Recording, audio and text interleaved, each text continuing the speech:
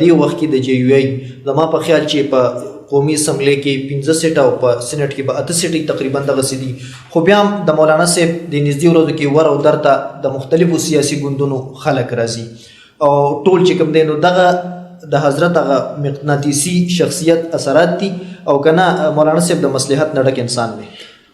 مولانا صاحب بنیادي طور 40 کاله په څه بالا کېږي په سیاست کې.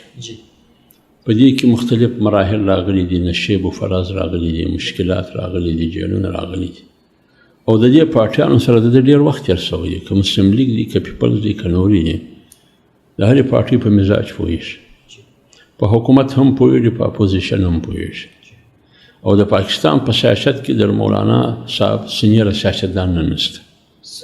یعنی که په پاکستان کې په زمانه کې د نوابزاده نصر الله خان اگر چې دغه حجم کم یو سیټ و یو نشست و بدلی و چې کوم حیثیت په سیاسي میدان کې وقار او عزت او احترام هغه قد و قامت نه د مولانا صاحب دی. لیکن مولانا صاحب په دې پر هغه بالا دی چې مولانا صاحب ووټ هم لري، یعنی جمعیت علماء اسلام خاص کر په بلوچستان او په خیبر پښتونخوا کې، بیا دریم نمبر په سند کې، بیا په پنجاب کې سټریټ پاور لري جمعیت علماء اسلام. جمعیت علماء اسلام ووټ بینک لري. په دې حواله خو جمعیت علماء اسلام د پاکستان په اولنۍ پارټۍ کې دي، ټاپ 10 یې بولي، که ټرایکا بولي، که ټاپ 15 بولي، په هغه کې جمعیت علماء اسلام راځي. نو ځکه دا سیاستدانان اکثر و بیشتر که تا پام کړي PDM هم د مولانا صاحب په سربراهۍ کې جوړه او په 77 کې چې PNA جوړه شوه د مفتي محمود رحمت الله علیه په قیادت کې جوړه شوه. دغه زمانې تمام سیاستدانان د مفتي صاحب په قیادت کې. PDM چې جوړه شوه بیا ټوله د مولانا فضلالرحمن صاحب په قیادت کې دا تحریک ته وچلاوه. چې کوم چې په الیکشن کې په 8 فروری د 2024 د جمعیت علماء اسلام سره وسو، دغه پارټیانو که مسلم لیګ او که پیپلزو د مولانا صاحب هغه احترام هغه قدر نه وکړي لکه مولانا چې تېر 15 کاله کوم تحریک وچلاوي د PDM د پلیټفارم یا په خپله.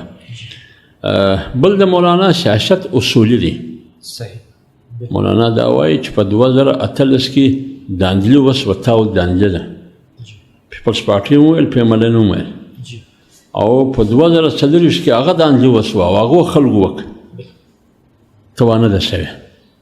ولې په 2018 کې اقتدار د عمران خان استانو ځکه تاول داندلي ده. نن اقتدار شته د دوه د پیپلز پارټي او د مسلم لیګ نوم دی ځکه ته ودانجه نه ده، حالانکه نشستونه دی هغه دی په څه بالا. جمعیت علماء اسلام په 18 کې هم ودانجه ده، اسټابلیشمنټ د الیکشن کړی او په 24 فروری وایي جمعیت علماء اسلام چې دا دانجه ده او اسټابلیشمنټ مداخلت کړی.